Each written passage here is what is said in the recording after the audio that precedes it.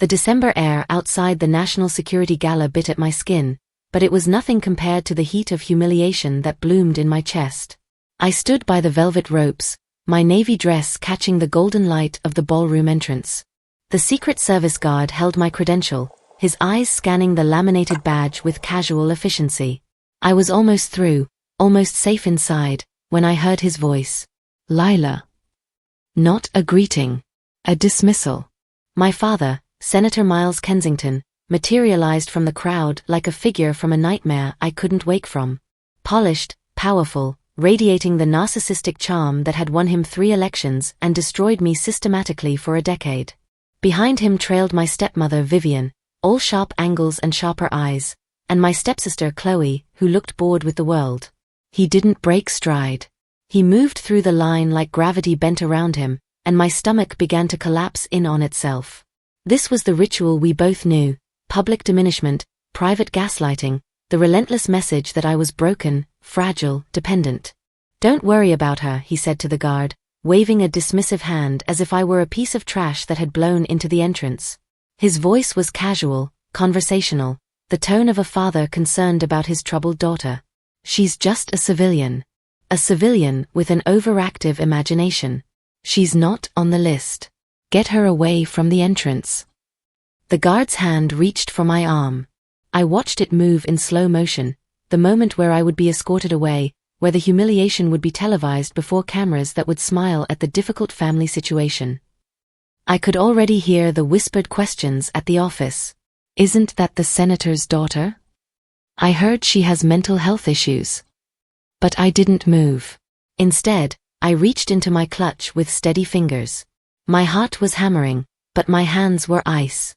I pulled out a heavy, black leather folder, the kind that carried the weight of secrets and cleared security protocols everywhere.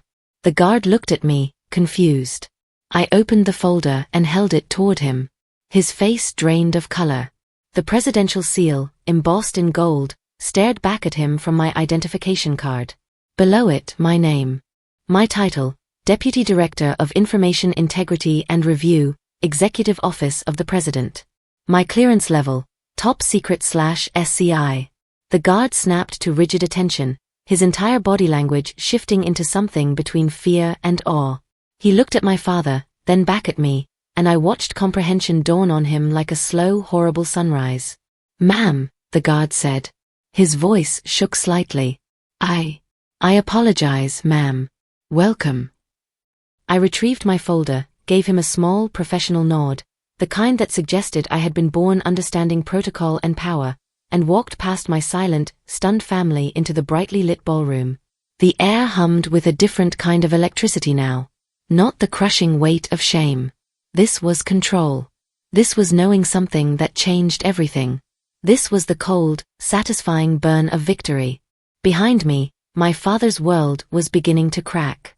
Inside the ballroom, I immediately retreated to a corner shadowed by a marble pillar, my back to the wall where I could see everything.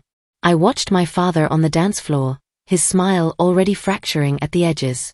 Vivian was whispering to him, her hand on his arm, but his eyes kept darting to the gallery where I stood. Good. Let him wonder.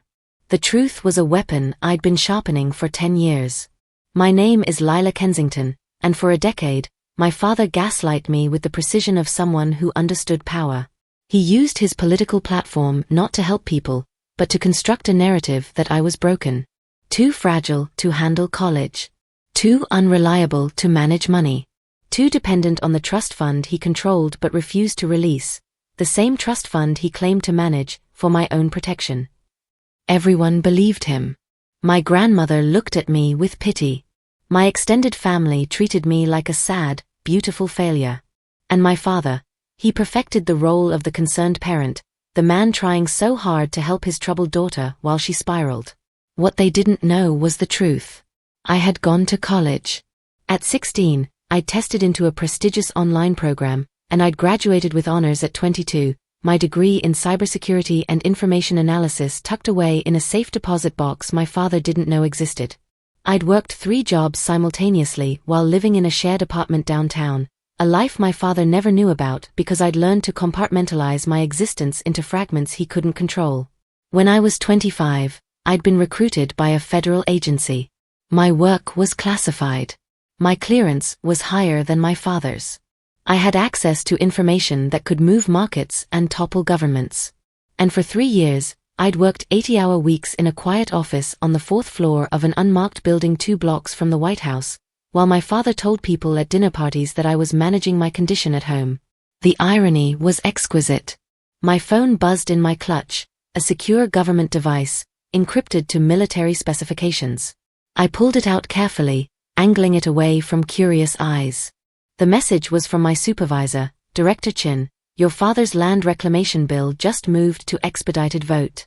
EOP wants a preliminary integrity scan. Usual protocols. My stomach tightened.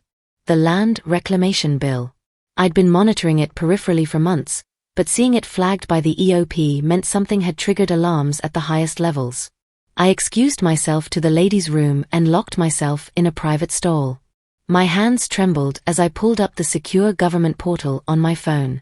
I should have waited until I was at the office, until I had proper protocols in place. But something about that sneer, that public dismissal, had activated something primal in me. I needed to know what my father was hiding. The ladies' room was empty except for an attendant who pretended not to see me. I opened the files with practiced efficiency, my fingers flying across the secure interface. The land reclamation bill was described as an environmental cleanup initiative. A $1 trillion program ostensibly designed to remediate contaminated federal lands and return them to productive use. The language was clean. The intentions seemed noble. But I'd learned a long time ago that the most dangerous lies came wrapped in good intentions. I cross-referenced the bill's sponsorship with my private access to the federal donor database. Access I had only because of my position. It took me less than 2 minutes to find the connection. The primary corporate beneficiary of the reclamation was a shell company registered to Vivian's maiden name, with subsidiary interests traced back through a labyrinth of LLCs and offshore entities. My stepmother wasn't just enjoying the benefits of my father's position. She was orchestrating it. The realization landed like ice water. Vivian. The woman who'd entered our family 7 years ago with her predatory sweetness and calculated kindness. The woman who treated me with a condescending gentleness that was somehow crueler than my father's open contempt. She'd perfected the art of being so concerned about Lila, which meant everyone saw her as a saint trying to help a broken girl, and my father as a saint for marrying such a compassionate woman. All the while, she was building an empire on the back of legislation he sponsored. I pulled up the bill's draft text and began a deep dive. This was my specialty, finding the poison in the well, the single line of code or legal language designed to do something other than what it appeared to do. At 2:47 a.m., in a bathroom stall at the National Security Gala, I found it. Chapter 17, Subsection G, buried in an obscure technical annex about regulatory exceptions for specialized land reclamation initiatives. The language was so dense, so specifically technical, that a cursory read would dismiss it as boilerplate. But I understood what it really said. It granted a foreign entity, specifically identified in offshore accounts traced to a Chinese conglomerate with known intelligence ties, specific regulatory exemptions related to the land deal. It was unconstitutional overreach. It was a national security violation. It would invalidate the entire bill, but only if someone with the right knowledge and access knew where to look. And beneath that discovery, an even darker truth emerged. Vivian had designed it this way deliberately. If the bill passed with that clause embedded, if the violation was eventually discovered, my father would take the fall. His political career would be destroyed. She would be conveniently positioned as a victim, a woman married to a man corrupted by power, and her shell company would be positioned to pursue the lucrative land deals through other channels, untouched and clean. She was planning to destroy her own husband. And she was planning to use his downfall as her launchpad. I sat there in that bathroom stall, my secure phone glowing in my trembling hands, and I made a decision. My father had spent 10 years telling everyone I was broken. My stepmother was stealing my father's legacy and framing him for crimes he didn't even understand he was committing. The system was corrupt, and no one with the ability to stop it was paying attention. But I was paying attention. And I had access to every lever of power that mattered. Before I acted, I needed to understand the full scope of their betrayal. When I returned to my apartment in Arlington that night, I pulled up the legal files on my personal, non-secure computer. This was the part of my life they didn't know about. The apartment, the independence, the life I'd built in the spaces between who they thought I was. It took me 2 hours of searching through old documents before I found it, a power of attorney agreement, dated when I was 18. I'd completely forgotten about it until the investigation flagged it in my peripheral vision. My father had presented it as routine, just for easy access to your savings, sweetheart. I was 18 and desperate to please him, so I'd signed. The language was broad. Dangerously broad. It gave him the ability to manage any and all assets in my name. That included property. And property was the second piece of this puzzle. My grandmother had left me a cottage in Vermont when I was 14. It was nothing fancy.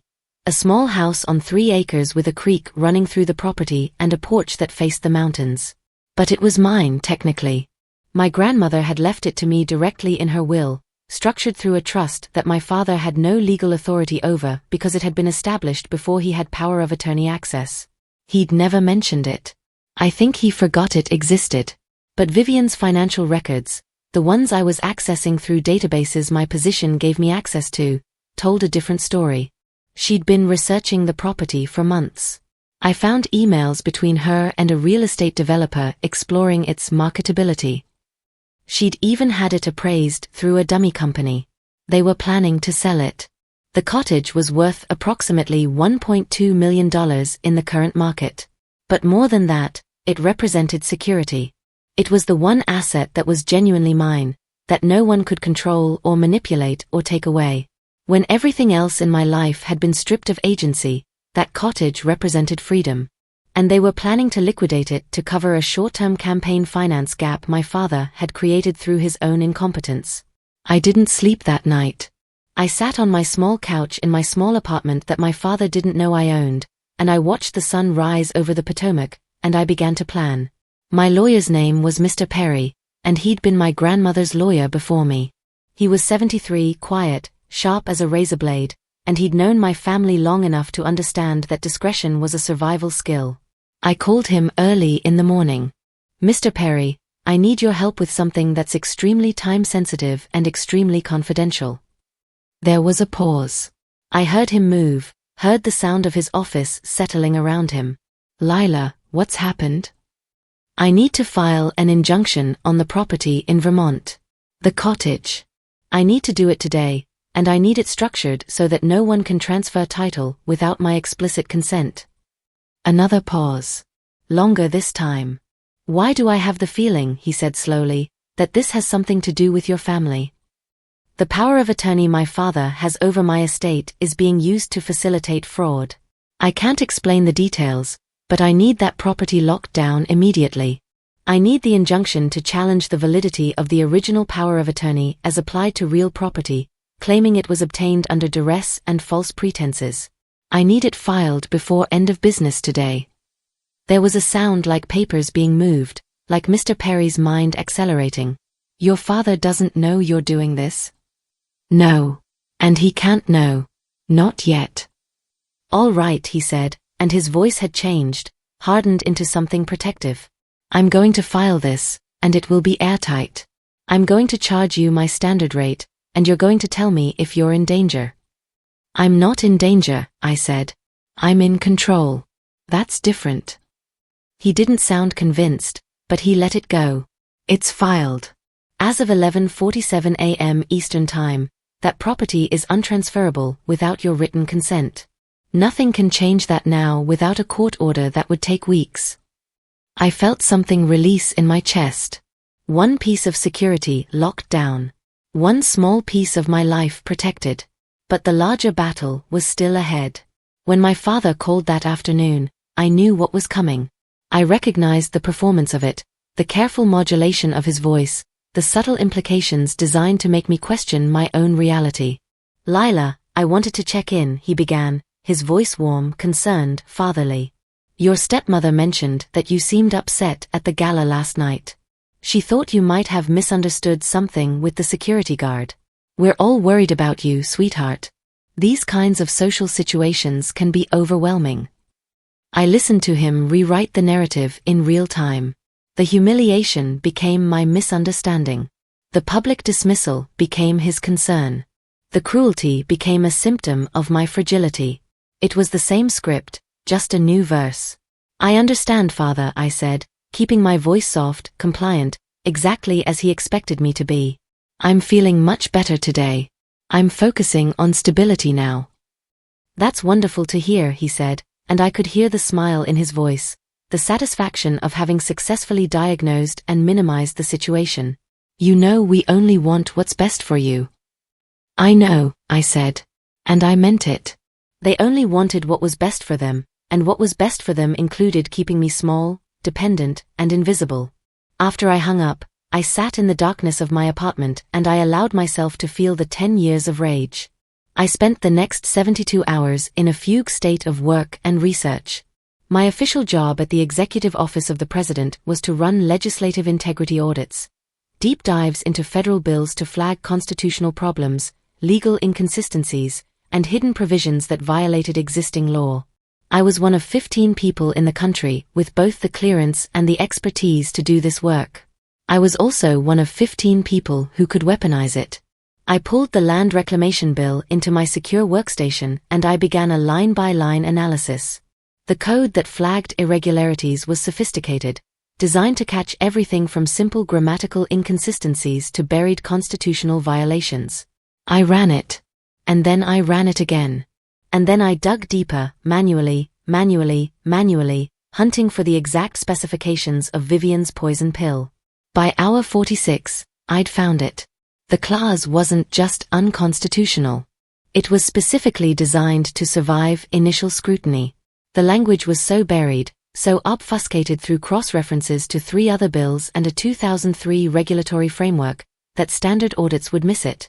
You had to be looking for it. You had to know it was there. And then I discovered something that made my breath catch. The funding source for the poison pill, the offshore money that had been used to draft and insert the clause, wasn't traced back to my father at all. It was traced directly to Vivian. And the communications about it showed that my father had never actually approved it. She'd inserted it without his knowledge, using her access to his chief of staff's encrypted emails. She was setting him up to fail. But that was the beautiful part, I could prove it. I called my supervisor, Director Chun, into my secure office and I laid out everything. The bill is going to the floor in 48 hours, I explained, showing her the files on my secure monitor. If it passes with this clause intact, we have a constitutional violation that will tank the entire bill the moment it's challenged. If it passes without proper audit review, we become complicit in the oversight failure. Chin was in her 50s, brilliant, and she'd been through enough political warfare to recognize a setup when she saw one. She studied the files, her expression hardening. Who knows about this? She asked. Just you now. The president? I can brief him through the normal channels, but I wanted your authorization to execute a mandatory pre-vote audit. My office has authority to flag bills for integrity review up to 24 hours before voting begins. If I execute that authority, it will trigger an automatic hold on the vote pending resolution of the flagged issues. Chin leaned back in her chair. That will expose everything. Yes. Including your father's involvement? His involvement is minimal, I said carefully. The true architect is his wife. The offshore money, the communications, the strategic insertion of the clause, it's all traceable directly to her. My father appears to be a tool being used, not a conspirator. Will that matter to him? No, I said. But it will matter for the public record. Chin was quiet for a long moment. Then she stood and walked to her secure phone. I'm going to brief the president. I'm going to recommend that we execute a mandatory audit. And then you're going to go home, and you're going to not talk to anyone about this, including your family. Understood. Understood. Lila, she said as I stood to leave, what I'm about to do will destroy your father's political career. I met her eyes. My father destroyed himself 10 years ago. I'm just making sure the truth gets documented. 2 hours later, I received a classified briefing request for the Oval Office. Director Chan and I walked through the basement corridors of the West Wing, past Secret Service checkpoints and through security protocols that I could navigate in my sleep. We entered a small conference room adjacent to the Oval Office, and President Harrison was already there. A woman in her 60s with the controlled presence of someone who'd learned to weaponize grace. Chen did most of the talking. I presented the technical files, the audit data, the proof of the constitutional violation buried 3 layers deep in regulatory language. President Harrison listened without interrupting, her expression fixed in that particular blend of concern and calculation that all presidents develop. "The timing is suspicious," she said when I finished. "The bill is being rushed. The clause is deliberately obscured. This reads like someone was trying to slip something past us." "It does," Chen agreed. "Who benefits from the land deal if the bill passes?" I pulled up the corporate structure. A shell company registered to overseas interests, but operating through a domestic entity registered to the wife of the bill's primary sponsor. The president's eyes narrowed. "Senator Kensington's wife." "Yes, ma'am." She looked at me directly for the first time. "Do you have a conflict of interest here?" I held her gaze. "Senator Kensington is my biological father. But my position at the EOP is based on merit and clearance, not family connection. My analysis is based on factual evidence, not personal motivation." She studied me for a long moment, and I understood that she was assessing whether I was trustworthy or whether I was using my position to settle family scores. "All right," she said finally.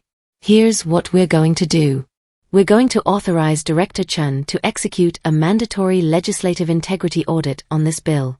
The audit will be presented to the Senate floor as routine procedure, which it technically is. The findings will be presented publicly and on the record. And then the Senate will have to make a choice about how to proceed." "Thank you, ma'am," I said. "Don't thank me yet," she replied. "Once this goes public, it's going to be a bloodbath. Your father is going to be politically destroyed, whether or not he knew what was in that bill. And his wife is going to be facing federal investigation. You need to be prepared for what that's going to do to your family." "I am," I said, and I meant it. But I wasn't. Not really. Because nothing could have prepared me for what happened next. That night, I did something I'd never done before. I called my half-brother, Alex. Alex was 10 years younger than me, the product of my father's brief second marriage, before he married Vivian. He was good-natured and weak, and I loved him desperately for both of those things. He'd always been kind to me, even when everyone else was using me as a cautionary tale. But he was also terrified of our father, which meant he'd never challenged anything, never questioned anything, never done anything except exactly what he was told. "Lila," he answered on the second ring, confused. We hadn't spoken in 3 weeks. "Alex, I need you to listen to me very carefully, and I need you to not ask questions right now." I heard him shift, heard the attention snap into focus. "What's happening?" "Something is about to happen in Washington. Something political, something that's going to be very public and very damaging. It's going to affect Father. When it happens, and it will happen within the next 48 hours, I need you to be far away from him. I need you to leave the city. Go to your friend's place upstate. Don't answer his calls. Don't explain yourself. Just go." "Lila, what are you talking about?" "I can't explain," I said. "But I'm asking you to trust me. Please." There was a long silence. Then, "Is Father going to be okay?" "Politically, no. Legally, that depends on what his lawyers advise him. But that's not your responsibility. Your responsibility is to protect yourself. Will you do this?" "Okay," he said quietly. "I trust you." I hung up before he could ask anything else, before my resolve could fracture. The day before the Senate vote, I dressed in a charcoal suit and a white silk blouse, and I looked at myself in the mirror of my tiny Arlington apartment and I barely recognized the woman staring back at me. She looked powerful. Dangerous. Nothing like the fragile creature my father had spent a decade convincing everyone I was. I had prepared everything. The audit code was written and encrypted. The evidence was compiled and cross-referenced. The narrative was airtight and legally bulletproof. All that remained was execution. I knew my father was in Washington. I knew he was meeting with his team, completely unaware that the ground beneath him was about to collapse. I wondered if Vivian was with him, whispering advice into his ear, positioning herself for the chaos she'd orchestrated. I allowed myself one moment of doubt. What if he really didn't know? What if he was innocent and I was about to destroy him based on the intersection of betrayal and ambition that had nothing to do with him? But I'd reviewed the files 100 times. I'd traced every connection, every financial transaction, every email communication. And the truth was simple: ignorance was not innocence. A man who allowed his wife to orchestrate federal crimes under his name, a man who was so blind to corruption that he couldn't see it happening in his own office, was still complicit. And he'd spent 10 years teaching me that the only power that mattered was the power to hurt people who couldn't fight back. I was about to show him what happened when someone fought back. The Senate gallery was cold and echoed with the sound of institutional power. I sat in the highest row, behind reporters and tourists and a handful of tourists who had no idea they were about to watch history unfold. I was dressed in a discreet navy suit, my EOP badge deep inside my clutch, invisible to anyone who looked at me. To the casual observer, I was just a civilian watching the legislative process. Nobody important. Nobody notable. My father sat on the Senate floor, among his colleagues, in his tailored suit worth more than my annual salary. He looked confident. He looked powerful. He looked like a man who had no idea his world was about to detonate. Vivian wasn't in the gallery. She was back at their house, I assumed, celebrating what she thought was her victory. She had no idea that I'd seen her communications. No idea that I understood her plan. No idea that her cleverness had been outmatched by someone with higher clearance and deeper access. The clerk began the roll call. The debate had concluded. The amendments had been filed. The procedural votes had passed. All that remained was the final tally on the land reclamation bill. I pulled my secure tablet from beneath my scarf and logged into my government portal using a VPN that wouldn't be traceable to the gallery Wi-Fi. My fingers hovered over the execute button for the mandatory audit protocol. This was the point of no return. Once I pressed this button, everything changed. My father's career was over. Vivian would face federal investigation.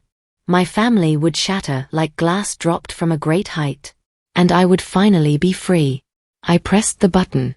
The main Senate floor screen, which usually displayed the yes/no voting tallies, suddenly flashed bright red. A single, enormous block of text appeared across the screen, visible to every senator, every staffer, every camera broadcasting the vote live to the American public. Mandatory legislative integrity audit activated. Unconstitutional provision detected. Section 17G grants illegal regulatory exceptions to foreign entity. Bill status, hold pending resolution. The Senate floor erupted into controlled chaos. Senators looked at each other in confusion. The clerk stood frozen, his hand suspended over the voting record. News anchors in the broadcast booth began frantically researching what was happening. And my father, I watched him rise to his feet, his face already moving through the progression from confusion to understanding to absolute horror as the text scrolled across the screen, detailing the exact nature of the violation, the specific clause numbers, the regulatory framework that had been violated. I saw the moment he realized. His face drained of color. His hand reached out as if to steady himself on the nearest desk. And then he looked up, not at the screen but at the gallery. His eyes found mine. We locked gazes across the distance of 30 feet, across a decade of gaslighting and diminishment and calculated cruelty, and I let him see it. I let him see that I knew. That I had always known. That his fragile, broken daughter, the one he'd spent 10 years convincing everyone was incapable of rational thought, had just destroyed him with surgical precision using the truth. Recognition bloomed across his face. The security guards were already moving. Federal marshals entered the chamber. The clerk announced that all proceedings related to the land reclamation bill were being suspended pending investigation. Director Chen appeared in the doorway of the gallery, nodded to me once, and disappeared. I stood and walked down the stairs calmly, my identity still unconfirmed to anyone watching, just another constituent leaving when the vote got interesting. The story went viral in exactly the way that scandals go viral. By the time I left the Senate building, it was on every news channel. Integrity audit flags constitutional violation in land reclamation bill. Federal investigation launched into Senator Kensington's legislative process. Mysterious security breach exposes hidden provisions in controversial bill. No one knew I was involved. The audit had been attributed to routine EOP procedures, and Director Chen had carefully maintained operational security around my identity. But my father knew. And that was all that mattered. Within 72 hours, federal marshals executed a search warrant on his office, his home, and his chief of staff's apartment. They seized communications, financial records, and the detailed architectural blueprints of Vivian's corruption. Within a week, the ethics committee had called for his resignation. Within 10 days, he resigned. The news coverage was brutal and comprehensive. They dug into his entire legislative record, questioning every bill he'd sponsored in the last 5 years. They interviewed former staffers who suddenly felt comfortable speaking about the toxic environment of his office. They documented a pattern of behavior that suddenly made sense once they knew what they were looking for. My stepmother, predictably, began distancing herself immediately. She hired a $10 million legal team and started positioning herself as a victim. A woman duped by a corrupt husband, trying to help her family only to be betrayed. It was an excellent strategy. And it might have worked. Except I had prepared for it. I never released the classified information. That was the key. I'd executed my authority within my position, using only information that had been properly categorized and legally accessible to me. But I'd also made copies of certain documents that were not classified. Email chains between Vivian and the real estate developer. Bank transfers from shell companies. Communications about the property appraiser. Nothing that violated my security clearance. Nothing that compromised any active intelligence operation. Just enough to show the public that Vivian had been the driving force behind the scheme. I fed this information to a reporter I'd carefully vetted. Someone with a reputation for responsible journalism and rigorous fact-checking. The story broke on the front page of the Washington Post exactly 1 week after my father's resignation. Inside the scheme, how a lobbyist orchestrated federal corruption using her husband's political power. The article detailed Vivian's offshore accounts, her communication with foreign entities, her systematic manipulation of my father's legislative process. It painted a picture of a woman who had married for power and abused that access for personal profit. 3 weeks later, Vivian was arrested by the FBI. I did not go to any of the trials. I did not watch the news coverage obsessively or allow myself to feel satisfied by the public implosion of my family. That was a trap. I understood that now. Revenge was seductive, but it could consume you just as thoroughly as the pain you were trying to overcome. Instead, I did my job. I continued to run legislative integrity audits. I continued to serve my country in a capacity that mattered. I received a promotion and a small private commendation from the president, and I went back to my apartment and I allowed myself to cry for exactly 1 hour. I cried for the 10 years of gaslighting. I cried for the version of myself that believed him. I cried for my brother, who had to rebuild his relationship with his father knowing what his father was capable of. I cried for my stepmother, Vivian, who was fundamentally broken in ways that no amount of power could fix. And then I stopped crying, and I moved forward. On a Saturday in spring, I drove to Vermont. The cottage looked exactly as I remembered it. Small, weathered, perfect. The porch faced the mountains, and the creek ran through the property like a song, and it was mine. Completely, irrevocably, legally mine in ways that no one could take away. I sat on the porch with a cup of coffee and a book I'd been meaning to read for 5 years, and I watched the morning light move across the mountains, and I understood something that I don't think I'd ever understood before. This was peace. Not the cold satisfaction of revenge. Not the intoxicating burn of control. Peace. The simple, profound experience of being safe in my own life, uncontrolled by anyone's narrative except my own. My father had spent 10 years telling me I was broken. But I was whole. My phone buzzed. A text from Alex. Dad wants to meet with you. He's asked me to ask you to call him. Will you? I read the message 3 times, considering. My father had spent 10 years destroying my sense of self. He had convinced everyone I knew that I was fragile and unreliable. He had stolen my agency through carefully calibrated gaslight and public humiliation. And then I had destroyed his career. We were even now, in the most brutal way possible. I could meet with him. I could listen to him apologize or explain or attempt to rewrite the narrative one more time. I could spend the energy required to navigate a relationship with a man who had proven himself fundamentally incapable of viewing me as anything other than an extension of his own failures. Or I could choose something different. I texted back, tell him I forgive him. Tell him I hope he finds peace. Tell him I'm no longer his daughter. I turned off my phone, and I finished my coffee, and I listened to the creak, and I let the chapter close. 3 years passed. Senator Miles Kensington spent 1 year in federal prison for conspiracy to violate securities law. His political career was over. His reputation was destroyed. He'd aged a decade in the time it took to serve his sentence. Vivian received a 5-year sentence for her central role in the offshore scheme. She'd be released in 3 more years, but her assets were frozen, her reputation was permanently damaged, and her shell companies were dismantled. I was promoted to Senior Director of Information Integrity. I was given a team of 12 analysts and a budget that had tripled.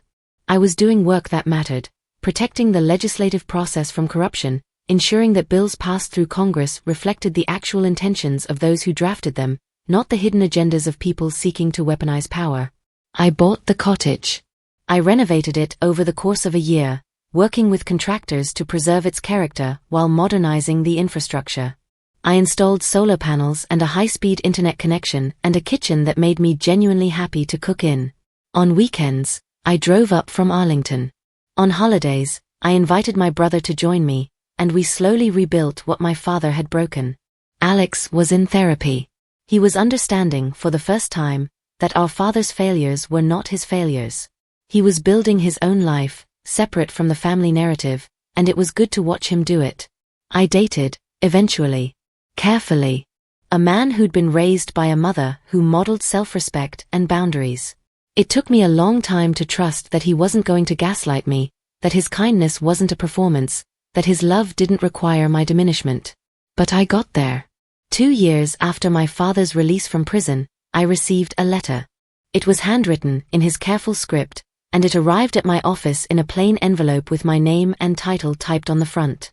My secretary handed it to me with curiosity in her eyes, but I didn't open it in front of her. I waited until I was home, in the cottage, sitting on the porch facing the mountains. The sun was setting, painting the sky in colors that Nora Roberts would have described with perfect precision. The creek sang its endless song. I opened the letter. Lila, it began, and I could hear his voice in every carefully chosen word. I don't expect you to respond to this. I don't expect forgiveness, and I'm not writing to ask for it. I'm writing because I finally understand what I did. Not because I read about it in a legal brief or heard about it in a therapy session. I understand it because you made sure I couldn't hide from it anymore. I stopped reading. I closed my eyes. I could have thrown the letter away. I probably should have. But I finished it. You were never fragile. You were never broken.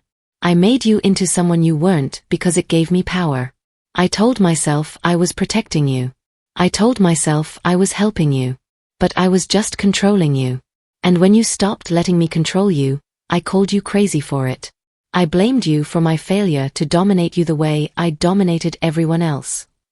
I can't undo 10 years. I can't remake the damage I caused. But I can tell you the truth now, you were the strongest person in our family. You always were. I see that now. Everyone sees that now. I'm the broken one. I always was. I'm not asking you to forgive me. I'm just asking you to know that I know the truth. And I'm sorry. I sat with the letter in my hands for a very long time. I didn't forgive him. Forgiveness felt like something that required ongoing relationship, and I had moved beyond that. But I understood him now in a way I never had before. Not as the villain in my story, but as a sad, small man who had wielded the only power he understood, which was the power to hurt people. I was beyond his reach now. And somehow, That made everything lighter. I burned the letter in the fireplace and watched the ashes curl into nothing. The story of what happened, the sanitized, declassified version of what happened, eventually became public knowledge. 5 years after my father's resignation, a journalist published a book about political corruption in Washington. It was well-researched and fair-minded, and it didn't name me directly, but it documented the fact that a federal employee with access to the executive branch's information systems had discovered the constitutional violation and executed protocol to expose it. There was speculation about who I was. Some people guessed correctly. Some didn't. What mattered was that the story existed in the historical record. The truth was documented. And the lesson was clear: corruption has consequences. I was approached by 3 different film production companies about optioning my story. I declined all of them. Some stories don't need to become entertainment. Some stories are powerful precisely because they remain quietly true. The most interesting thing about power is that it's not what most people think it is. My father had spent his life accumulating the kind of power that was visible: titles, money, media attention, the ability to make people bend to his will. He thought that was what power was. But he'd been wrong. The power that mattered was the kind that was quiet. The kind that came from knowing the truth. The kind that came from having integrity so solid that you could build your entire life on it without fear. The kind that came from understanding yourself so completely that no one's narrative could shake you. I had that power now. And it had nothing to do with the presidential seal in my clutch or the clearance level on my badge. Those were just the external manifestations of something much deeper. The knowledge that I had survived the person designed to break me, and I had not only survived, I had transformed. I had taken the decade of pain and I had weaponized it into precision. I had taken the humiliation and I had transmuted it into competence. I had taken the gaslighting and I had built my entire life as a refutation of it. My father had wanted me to be fragile. Instead, I became inexorable. On my 35th birthday, I stood on the porch of the cottage and I looked at the life I had built. I had a career I was proud of. I had a relationship with a man who treated me with genuine respect. I had a cottage that was mine. I had a brother who loved me. I had integrity that was unquestionable. Most importantly, I had agency. Every decision I made was mine. Every choice was mine. Every moment was lived according to my own design, not according to my father's narrative. That was the victory. Not the humiliation of my father. Not the satisfaction of his career ending. Those were consequences, but they weren't the point. The point was that I had taken the deepest hurt of my life and I had refused to let it define me. I had taken the cruelty and I had refused to pass it on to anyone else. I had taken the power I was given, legitimate, legal, earned power, and I had used it precisely, justly, and then I had let it go. I had chosen to be whole. My phone buzzed. A text from my father: "I'm retiring from politics. I'm moving to the coast. I hope your life is everything you wanted it to be." I read it twice. Then I deleted it. Not because I was cruel, but because I had moved beyond the phase of my life where my father's presence, even in text form, had any weight at all. I had forgiven him. Not by responding to his letter or his texts, but by living so completely outside the narrative he had created that his existence no longer had any gravitational pull on mine. That was the real victory. I kept the presidential seal badge. I didn't carry it with me anymore. My new position didn't require the level of operational security it did. But I kept it in a frame on my desk at work, next to a photograph of the cottage and a quote from Eleanor Roosevelt: "No one can make you feel inferior without your consent." It was a reminder of the night my father tried to diminish me and failed. Of the moment I understood that the power to hurt me was a power I didn't have to give him. Of the decade it took me to understand that his narrative was his, not mine. I was no longer a civilian with secrets. I was no longer fragile. I was Lila Kensington, and I had made the choice to be whole. And that choice, that quiet, powerful, inexorable choice, had changed everything. If you've made it this far, you understand, respect is non-negotiable. My worth wasn't defined by my father calling me just a civilian, or by Vivian trying to frame him. My story proves that silence can be a weapon, and patience, the years I spent building my EOP career, can be absolute power. If this resonated with you, share it with someone who's been gaslit into invisibility. Tell them, your silence doesn't make you weak. Your boundaries don't make you difficult. Your survival makes you extraordinary. My presidential seal wasn't a boast, it was the protocol that stopped the corrupt vote. The revolution happens when you decide to write your own ending. They thought I was a liability. I became the information integrity audit that dismantled their empire. Share your story below, and don't forget to like and subscribe.